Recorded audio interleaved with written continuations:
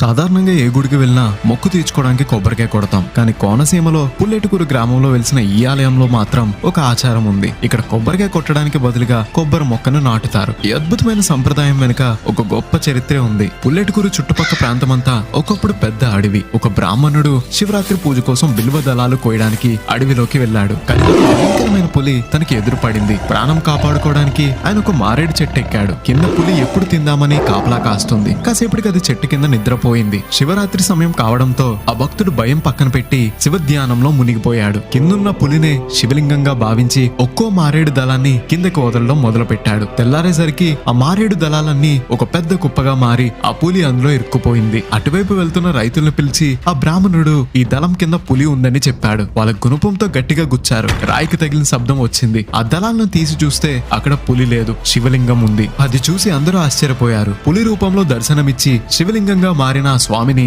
వ్యాఘ్రేశ్వరుడు అంటారు. అలా ఈ ప్రాంతం వ్యాఘ్రేశ్వరంగా మారింది. భక్తి ఉంటే భయం కూడా దైవంగా మారుతుందని చెప్పడానికి ఈ ఆలయం నిదర్శనం. కొబ్బరి చెట్లను కల్పవృక్షం అంటారు. అందుకే సంతానం కోసం మొక్కని నాటితే ఆ చెట్టు పెరిగినట్టే వారి వంశం కూడా పెరుగుతుందని భక్తుల నమ్మకం. ఈ చరిత్రను అందరికీ తెలిసేలా షేర్ చేయండి. ఇలాంటి మరిన్ని వీడియోస్ కోసం కోదాల స్టేషన్ ని ఫాలో అవ్వాలి మరి.